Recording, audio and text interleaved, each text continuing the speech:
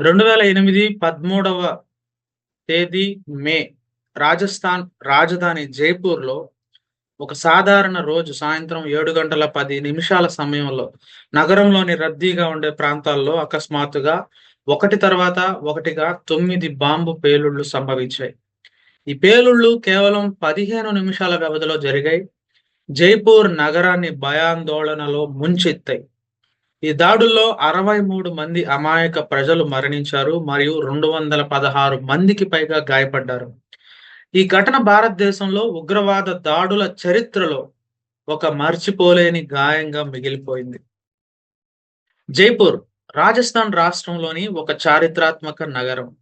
దీన్ని pink city అని కూడా పిలుస్తారు. ఎందుకంటే దాని భవనాలు గులాబీ రంగులో ఉంటాయి.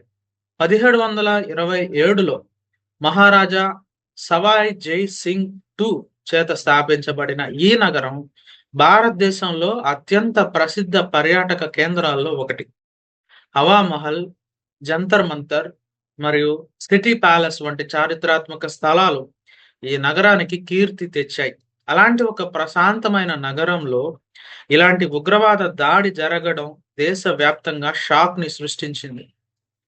ఈ 9 బాంబు పేలుళ్లు జైపూర్‌లోని వివిధ ప్రాంతాల్లో జరిగాయి. ఈ దాడులు చాలా వ్యూహాత్మకంగా ప్లాన్ చేయబడ్డాయి. పేలుళ్లు జరిగిన ప్రదేశాల్లో ముఖ్యమైనవి మానక్ చౌక్, ఇక్కడ 2 బాంబులు పేలాయి. ఇది ఒక రద్దీగా ఉండే మార్కెట్ ప్రాంతం. చాంద్‌పోల్ బజార్, హనుమాన్ ఆలయం సమీపంలో ఒక బాంబు పేలింది. హవా మహల్, జైపూర్‌లోని అత్యంత ప్రసిద్ధ ల్యాండ్ మార్క్ సమీపంలో ఒక పేలుడు జరిగింది. జోహారీ బజార్, త్రిపోలియా బజార్, ఈ ప్రాంతాల్లో కూడా బాంబులు పేలాయి. ఈ బాంబులు సైకిళ్లపై అమర్చబడ్డాయి. ఇది ఉగ్రవాదులు ఉపయోగించిన ఒక సాధారణ వ్యూహం. పోలీసు అధికారుల ప్రకారం ఈ బాంబుల్లో ఆర్‌డిఎక్స్ అంటే రీసెర్చ్ డెవలప్డ్ ఎక్స్‌ప్లోజివ్ ఉపయోగించబడింది. ఇది అత్యంత శక్తివంతమైన పేలుడు పదార్థం. ఈ బాంబులు టైమర్లతో అమర్చబడ్డాయి మరియు వాటిలో లోహ బాల్ బేరింగ్లు ఉంచబడ్డాయి. ఇవి పేలుడు సమయంలో ఎక్కువ నష్టాన్ని కలిగించాయి. ఈ దాడుల్లో 63 మంది మరణించినారు మరియు 216 మందికి పైగా గాయపడ్డారు. బాధితులలో స్త్రీలు, పిల్లలు మరియు వృద్ధులు కూడా ఉన్నారు. ఈ సంఘటన తరువాత జైపూర్‌లోని సవాయ్ మాన్ సింగ్ హాస్పిటల్‌లో గాయపడిన వారిని చికిత్స కోసం తరలించారు. హాస్పిటల్‌లో బాధితుల బంధువులను సంప్రదించడానికి మృతదేహాల వద్ద ఉన్న మొబైల్ ఫోన్లను ఉపయోగించారు.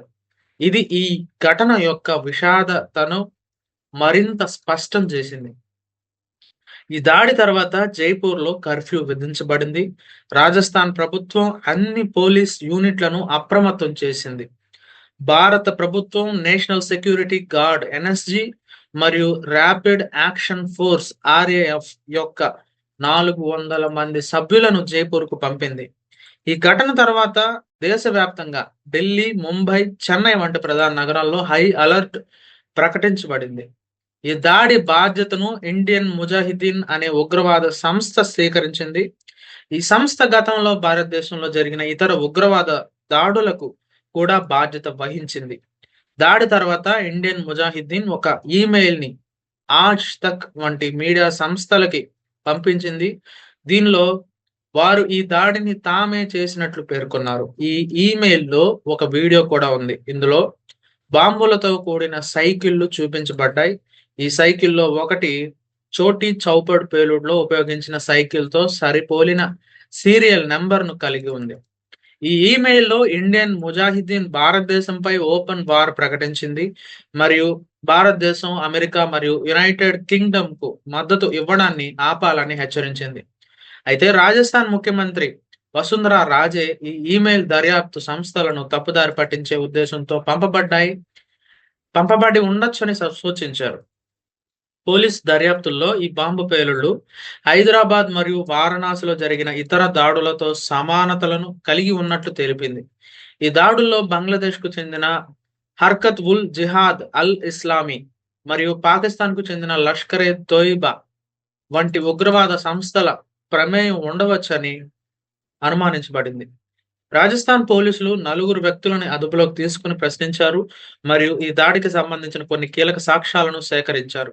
2019 డిసెంబర్లో ఒక ట్రయల్ కోర్టు నలుగురు ఆరోపితులైన సర్వర్ అజ్మీ, మొహమ్మద్ సైఫుర్ రెహమాన్ మరియు సల్మాన్లను దోషులుగా తీర్పు ఇచ్చి వారికి మరణ శిక్ష విధించింది. అయితే 2023 మార్చిలో రాజస్థాన్ హైకోర్టు ఈ నలుగురు ఆరోపితులను నిర్దోషులుగా ప్రకటించి విడుదల చేసింది. హైకోర్టు ఈ కేసులో దర్యాప్తు అసమర్థంగా ఉందని మరియు ప్రాసిక్యూషన్ ఆరోపితుల దోషాన్ని నిరూపించడంలో విఫలమైందని తీర్పు ఇచ్చింది. ఈ తీర్పు దేశవ్యాప్తంగా తీవ్ర వివాదానికి దారితీసింది మరియు రాజస్థాన్ ప్రభుత్వం ఈ తీర్పును సుప్రీంకోర్టులో సవాల్ చేయాలని నిర్ణయించింది. 2023 మేలో సుప్రీంకోర్టు ఈ నలుగురు ఆరోపితులను విడుదల చేయమని ఆదేశించింది. అయితే వారు ఇతర కేసుల్లో అవసరమైతే మాత్రమే అదుపులో ఉండాలని పేర్కొంది. కేసు భారత న్యాయ వ్యవస్థలో దర్యాప్తు 2008 జైపూర్ బాంబు పేలుళ్ల కేసు ఒక సంక్లిష్టమైన మరియు సున్నితమైన అంశంగా మిగిలిపోయింది. ఈ దాడి జైపూర్ నగరంలోనే కాక దేశవ్యాప్తంగా భయాందోళనలను సృష్టించింది. ఈ సంఘటన తర్వాత సైకిల్ షాపుల యజమానులను, కొనుగోలుదారుల గుర్తింపు రుజువులను సేకరించమని పోలీసులు ఆదేశించారు. ఎందుకంటే ఈ దాడుల్లో సైకిళ్లు ఉపయోగించబడ్డాయి. ఈ ఘటన భారతదేశంలో ఉగ్రవాద వ్యతిరేక చర్యలను మరింత బలోపేతం చేయడానికి దారితీసింది. అలాగే ఈ దాడి బాధితులకు ఉచిత వైద్య సహాయం అందించాలని రాజస్థాన్ ప్రభుత్వం నిర్ణయించింది. 2008 జైపూర్ బాంబు పేలుళ్లు మనకు ఉగ్రవాదం యొక్క విధ్వంసకర పరిణామాలను గుర్తు చేస్తాయి. ఈ ఘటన భారతదేశంలో భద్రతా వ్యవస్థలని మెరుగుపరచడం యొక్క దర్యాప్తు ప్రక్రియలను బలోపేతం చేయడం యొక్క ప్రాముఖ్యతని నొక్కి చెబుతుంది. అలాగే ఈ ఘటన అమాయక ప్రజలు జీవితాలపై ఉగ్రవాదం యొక్క దీర్ఘకాలిక ప్రభావాన్ని మనకు చూపిస్తుంది. సో ఫ్రెండ్స్, 2008 జైపూర్ బాంబు పేలుళ్ల గురించి మీరు ఈ వీడియో ద్వారా చాలా విషయాలు తెలుసుకున్నారని ఆశిస్తున్నాను. ఈ ఘటన భారత చరిత్రలో ఒక విషాదకరమైన అధ్యాయం మరియు దీని నుండి మనం చాలా నీతులు నేర్చుకోవచ్చు. ఈ వీడియో మీకు నచ్చినట్లయితే లైక్ చేయండి, షేర్ చేయండి మరియు మన ఛానల్ని సబ్స్క్రైబ్ చేయడం మాత్రం మర్చిపోవద్దండి.